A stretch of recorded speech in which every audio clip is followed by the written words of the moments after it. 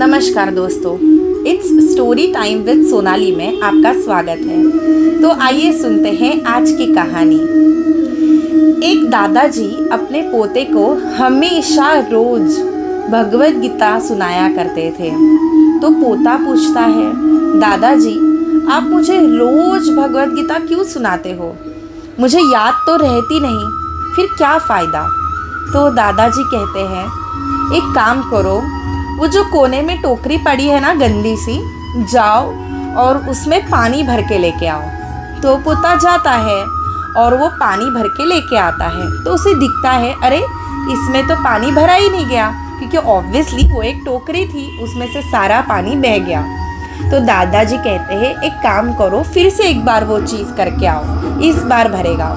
तो फिर से करके आता है, फिर से पूरा पानी बह जाता है। दादाजी कहते हैं, फिर से एक बार लास्ट टाइम भर के आ जाना, देखना इस बार पक्का भरेगा। तो फिर से भर के आ जाता है, फिर से खाली हाथ लौटता है। कहता है, देखा दादाजी, टोकरी में भी कभी पानी भरा जाता है क्या?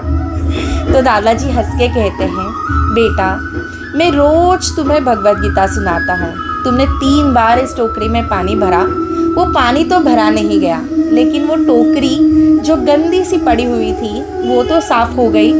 उसी तरह से जो रोज मैं तुम्हें भगवद गीता सुनाता हूँ ना, भले ही तुम्हें उसके शब्द याद ना हो, लेकिन वो सुन सुन के ना तुम पवित्र हो रहे हो, तुम्हारी आत्मा, तुम्हारा मन साफ हो रहा है, तुम्हारे मन में अच्छे विचार आ रहे हैं, तुम्हारे दिल से गंदगी, सारे बुरे विचार निकल जा रहे हैं, तुम्हारा दिल मन साफ हो रहा है।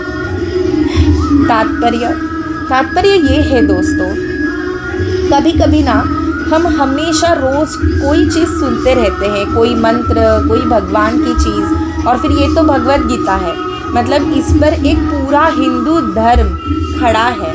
तो आप सोचिए उसमें कितनी पावर होगी। तो ऐसी चीज़ें आप जब भी रोज़ सुनते हो, भले ही आपकी वो बाय हार्ट ना हो, लेकिन फिर भी कहीं ना कहीं आपका दिल, आपका मन शुद्ध हो रहा होता है, आपके दिल से सारी बुराइयां मिट जाती है। और वो कहते हैं ना, अभिमन्यु, अगर आपको पता होगा तो अभिमन्यु जो है वो उस चक्रव्यूह से बाहर आने के लिए ना, वो अपनी माँ की पेट से सीख कर आया था।